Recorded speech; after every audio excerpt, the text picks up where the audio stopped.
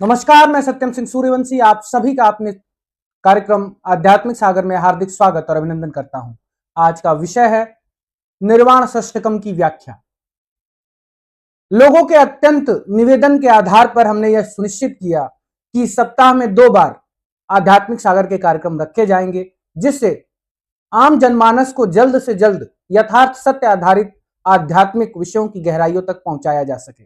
और उसी कड़ी में आज हम निर्वाण षष्टकम की व्याख्या करेंगे। कुछ लोगों ने यह आग्रह किया कि निर्वाण षष्टकम को समझाइए, वह निर्वाण षष्टकम जो आदि गुरु शंकराचार्य ने कहा था, जिसमें वह कहते हैं कि मैं न पाप हूं, न पुण्य हूं, न दुख हूं, न सुख हूं, न वेद हूं, न मंत्र हूं, न यज्ञ हूं, न भोजन हूं, न भोक्ता हूं, मैं आनंद स्वरूप हूं, मैं चैतन्य हूं, मैं शिव हूं, शिवोहम शिवोहम। इस तरीके से वह निर्वाण षष्टकम में एक ऐसी व्याख्या प्रस्तुत करते हैं जहां पर पूरी तरीके से जीवन से परे की व्याख्या होती है। वहां पर वह स्वयं को शिव बोलते हैं, कहते हैं कि मैं ही शिव हूं, मैं ही शिव हूं, मैं आनंद स्वरूप हूं और मैं चेतना स्वरूप हूं, चैतन्य हूं, मैं दुनिया के किसी भी पाप पुण्य दुख सुख इत्यादि से परे हूं। यह चेतना की अवस्था है, यह चैतन्यता की अवस्था है।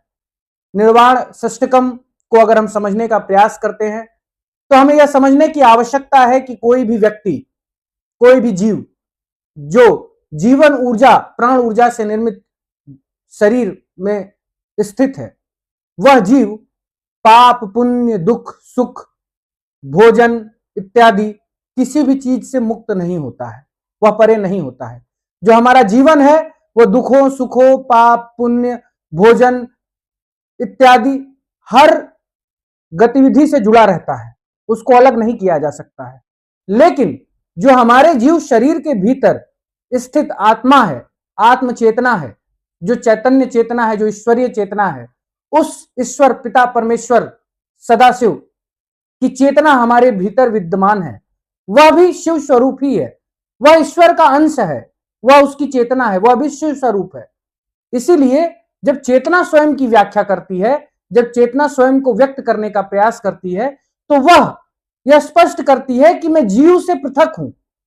जीव दुख सुख में बंधा हुआ है, जीव पाप पुण्य से जुड़ा हुआ है, जीव इन सभी मोह माया बंधन से जुड़ा हुआ है। लेकिन मैं आत्म चेतना हूं, मैं चैतन्यता हूं, मैं ईश्वर का अंश आत्मा हूं, मैं ईश्वरी चेतना हूं, मैं इन चीजों से परे हूं, मैं आनंद स्वरूप चैतन्य हूं, मैं शिव हूं।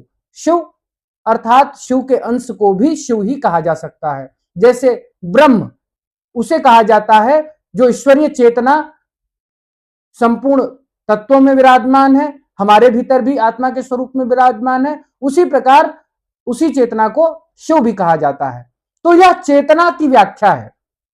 इसी प्रकार बहुत लोग यह कंफ्यूज हो जाते हैं कि कृष्ण ने बोला कि मैं संपूर्ण ब्रह्मांड का स्वामी हूं, संपूर्ण ब्रह्मांड मेरे भीतर है, मैं ब्रह्मांड के प्रत्येक जीवों में व्याप्त हूं, मैं आपके हृदय में निवास करता हूं। ऐसा तो ये चैतन्य कृष्णा कॉन्शियसनेस था, कृष्ण भावनामृत कृष्णा कॉन्शियसनेस, वह चैतन्यता की व्याख्या है।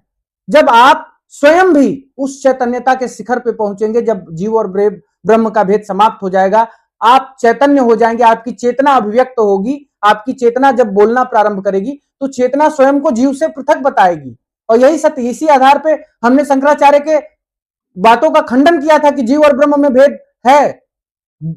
जीव और ब्रह्म में भेद मैंने स्पष्ट किया था कि जीव पाप पुण्य दुख सुख इत्यादि सभी बंधनों से युक्त है, वो प्रकृति के प्राण ऊर्जा से निर्मित है, अव्यक्त प्रकृति के अधीन है, प्रकृति के अधीन है।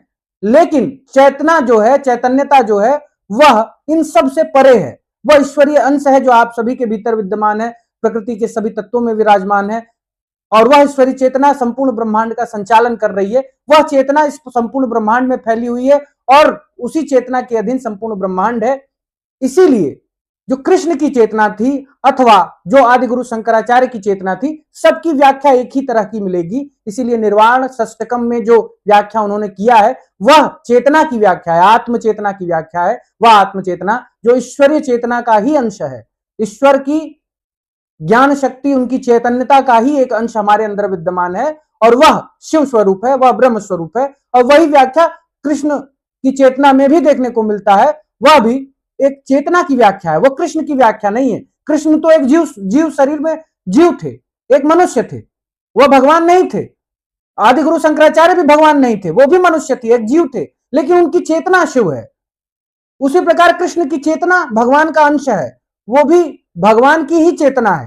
तो वह चेतना की व्याख्या को मनुष्य की व्याख्या नहीं समझना चाहिए। आदि शंकराचार्य भी मनुष्य थे, श्री कृष्ण भी मनुष्य थे, दोनों लोग मनुष्य थे, लेकिन दोनों की व्याख्या जो गीता में कृष्ण की व्याख्या है, चेतना की व्याख्या, अथवा आदि गुरु शंकराचार्य की व्याख्या आपको निर्वाण षष्ठकम में मिलती है, वह दोनों चेतना की ही व्याख्या है। और चेतना ईश्वर का अंश है, ईश्वरीय अंश है, ईश्वरीय चेतना है, और ईश्वरीय चेतना हर जगह व्याप्त है, वह जीव से परे है। और यहीं पर यह सिद्ध भी हो जाता है कि जीव और ब्रह्म में भेद है, और शंकराचार्य पुनः गलत सिद्ध हो जाते हैं जो उन्होंने यह मंत्र कहा था कि ब्रह्म सत्यम जगत मिथ्या जीवो ब्रह्मो नापरः। जीवो ब्रह्मो नापरः मतलब जीव और ब्रह्म में भेद नहीं है, यह अपने ही बातों से निर्वाण षष्ठकम के माध्यम से खंडन भी कर देते हैं। तो यह बातें हम सभी को स्पष्ट होनी चाहिए। इसी के साथ आज का विषय समाप्त होता है।